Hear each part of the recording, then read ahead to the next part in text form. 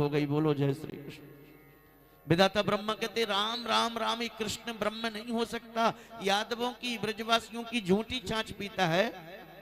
अगर ये साक्षात ब्रह्म कृष्ण है तो इसकी परीक्षा लेंगे। ब्रह्मा जी ने परीक्षा लेने के लिए श्री कृष्ण के जितने ग्वाल बाल गाय बछड़े थे सबको अदृश्य कर दिया और ब्रह्मलोक में कैद कर दिया। भगवान ने देखा कि ग्वाल बाल गाय बछड़े कहां गए। ध्यान लगा कर देखा तो पता चला कि ब्रह्मा जी की बुद्धि गड़बड़ हुई है। उसी समय भगवान ने अपने शरीर से जितने ग्वाल बाल गाय बछड़े ब्रह्मा जी ले गए थे उतने प्रकट कर दिए महाराज, और योगिनी माया से कह दिया ये भेद कोई जान ना पाए। जो गाय जहां बंधती थी वहीं बंध रही है, जो बछड़ा जिस गाय को पीता था वहीं पी रहा है। एक दिन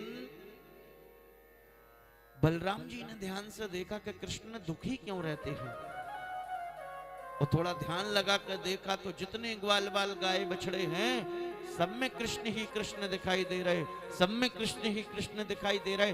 बलराम जी बोले क्या बात है कृष्ण, ये तू नजर क्यों आ रहा है मुझे सब में, ग्वाल बाल गाय बछड़ों में।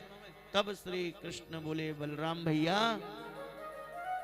हम ब्रजवासियों का जूठा खा रहे थे अपने सखाओं का, विधाता ब्रह्मा की बुद्धि गड़बड़ हो गई और मेरी परीक्षा लेने के लिए उन्होंने मेरे ग्वाल बाल मुझसे दूर कर दिए।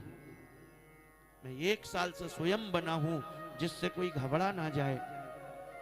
मेरे असली ब्रजवासी तो ऊपर है।